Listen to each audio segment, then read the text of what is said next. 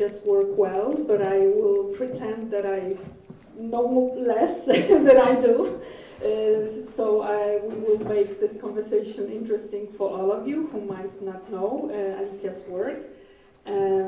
So first question, maybe we'll start with this exhibition, which is very special because there are about 40% of works were not ever shown elsewhere. Like it's a premiere of this smaller drawings, the series of drawings, also the ceramics is shown here for the first time.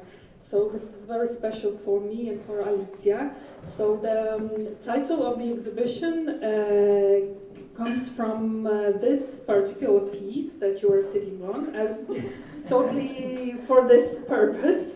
You can sit on it. It's the place for rolling and unrolling the time. So maybe you can say more about how you understand time on different levels, on material level, on more abstract level, experiential level. How do you understand time in this particular exhibition?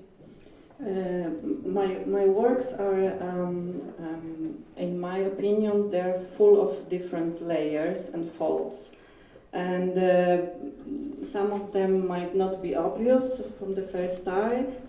Some layers you can feel in a more sensual or unconscious way.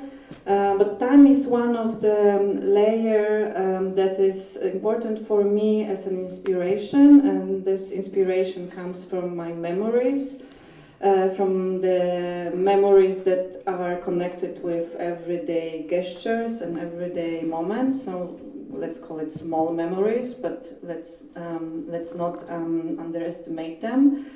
And the layers of time are also present here in this particular exhibition in the space, because we are here in the former living space of the former residents of this house.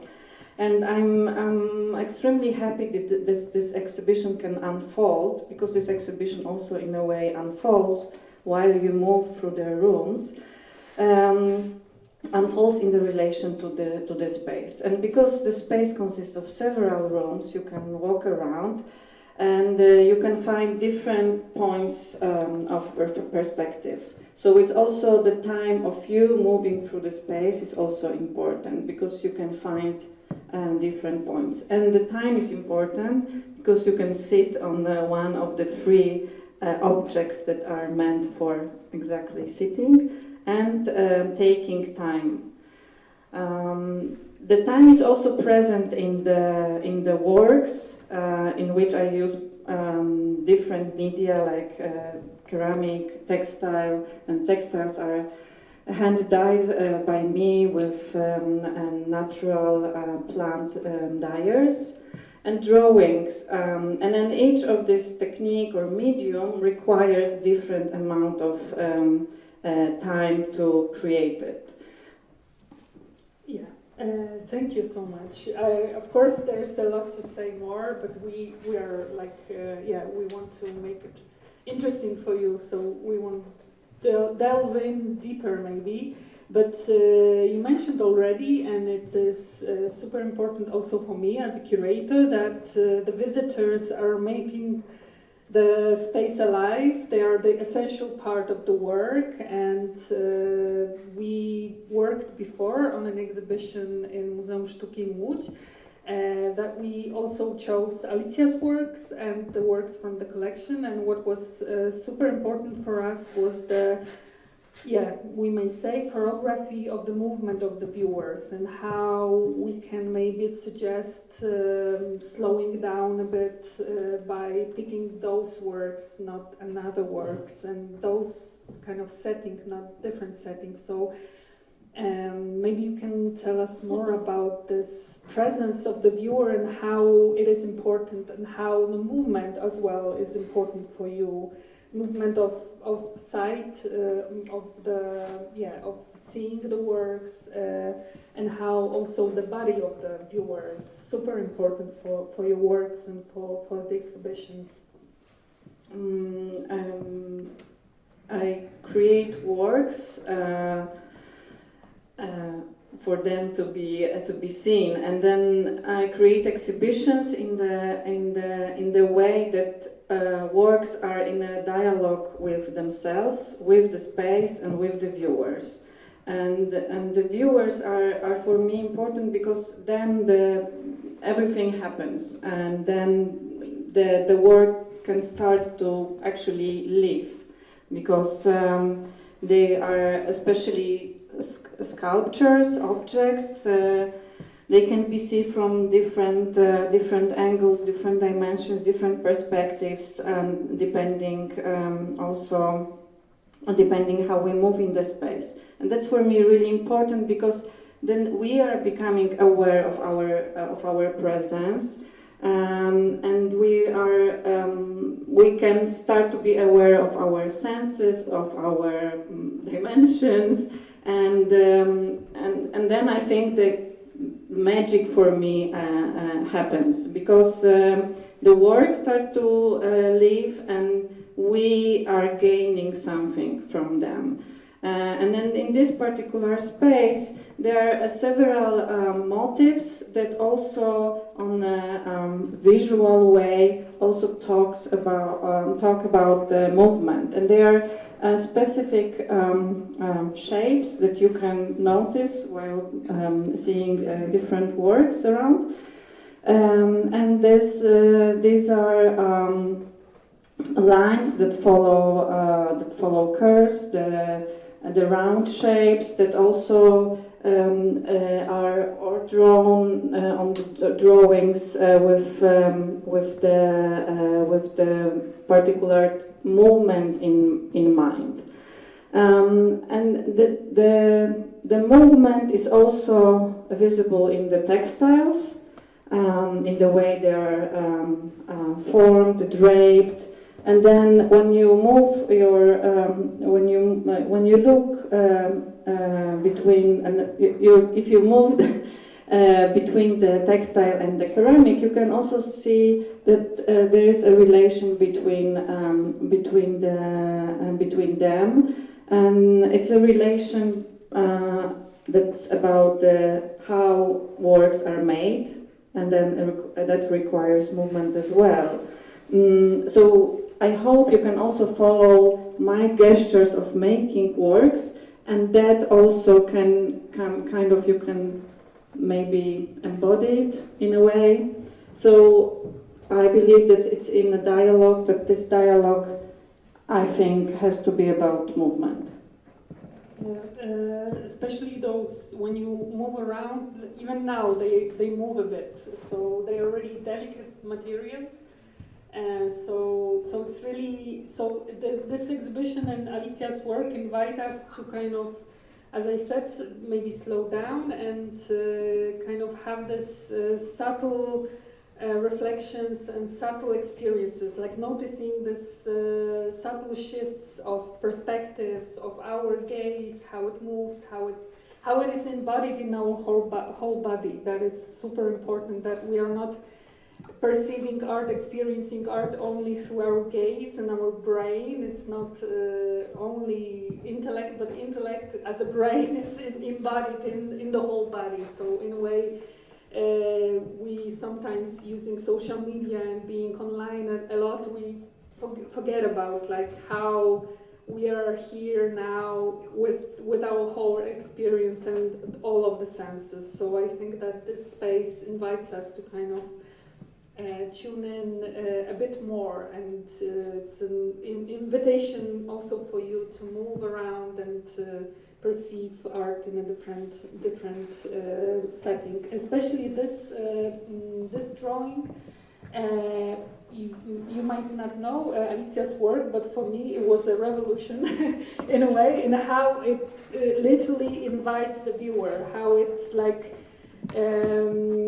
how it sets in a way like everyday life stage for the viewer. That for me is also super important, how Alicja's work is kind of making the everyday experience important, valid, and how she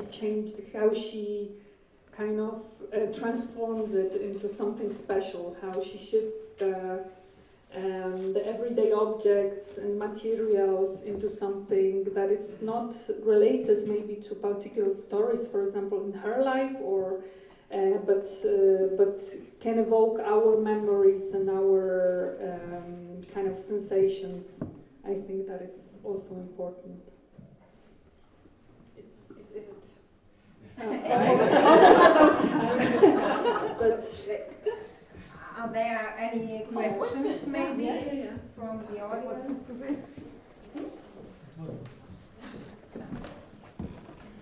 Hi. You mentioned the history of the building as a living room. Did you and you mentioned also that you show things that you never showed before. Did you prepare something in advance which especially refers to the building, its history, or the rooms here?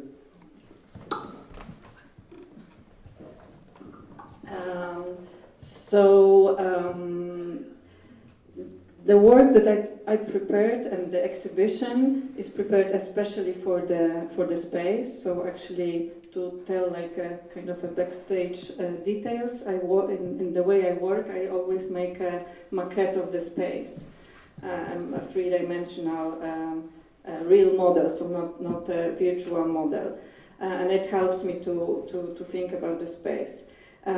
So the works are not in the direct relation to the history of the place or people who lived here, but in a relation to this space as a former domestic space. So in that sense, the relation between the windows and the textiles that are suggesting curtains and as objects, or these objects that are suggesting or referring to furniture, and they are also like small objects, that ceramic objects that are placed in those two elements of the interior that I don't know the name,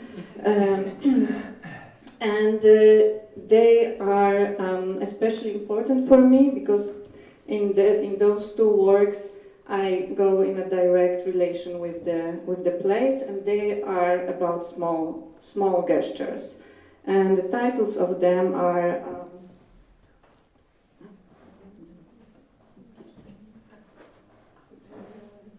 Strings of Memory. yeah, sometimes I don't remember the titles of my own works, so I need some help. But also in English, in German, we worked in German. So the titles of those two works, it's is this Strings of Memories, and this is also the string and the line is something that moves around through the whole space, but memory is also something that is connected with the space and with us. So the way I work, it's usually transforming or the feeling of the place or the context into a set of works that are talking with shapes, colors, and materials. We can say in a poetic way.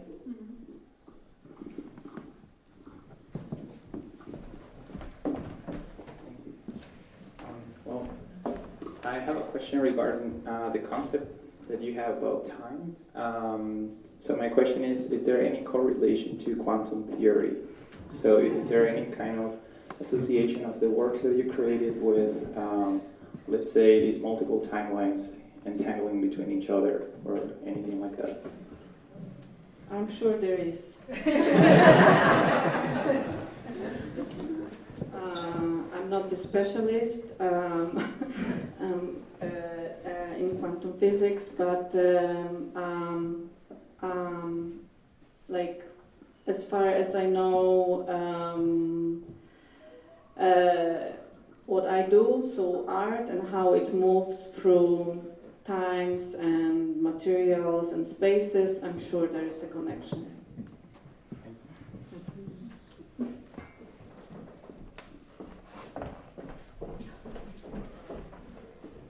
I'm very interested on the the story behind the scene, because when you told us that you create a maquette, like this model, when you design all these, what was the main source of your inspiration, and how did it look like your day-to-day creative process building all these art pieces?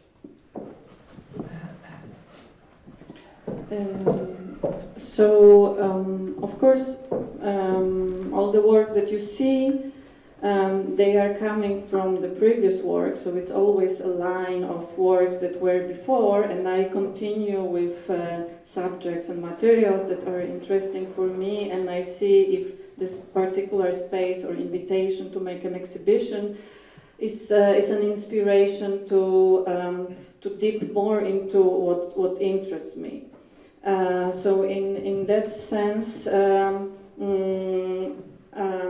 I visited this space in February this year, and what was striking for me was the size of the room, that it's quite intimate, the natural light, and the going back to the movement, the possibility to move around in a circle in different directions. I was following these sensations that I got from this space, and the works here are from last 2 years, and the works also that I created thinking about this exhibition, especially the ceramic works I made especially for this exhibition. And I think they connect something what is important. So a gesture, form that it's frozen in time. Actually, not frozen because you fire it, so fired in time. Because the fire or the heat is something that makes the clay a solid shape. I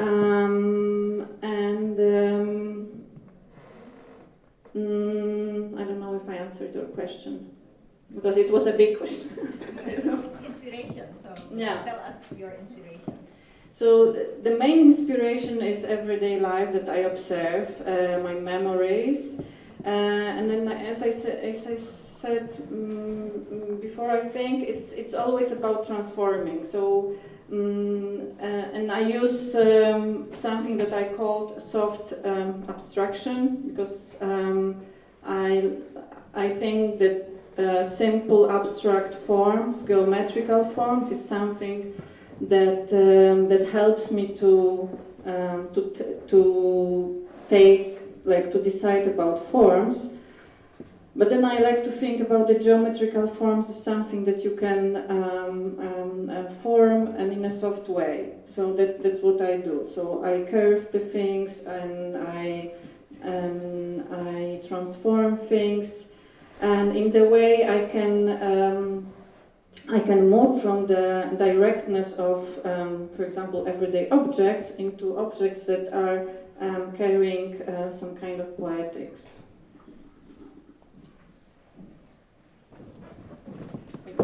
Thank you very much. Thank you so much. Thank you very much.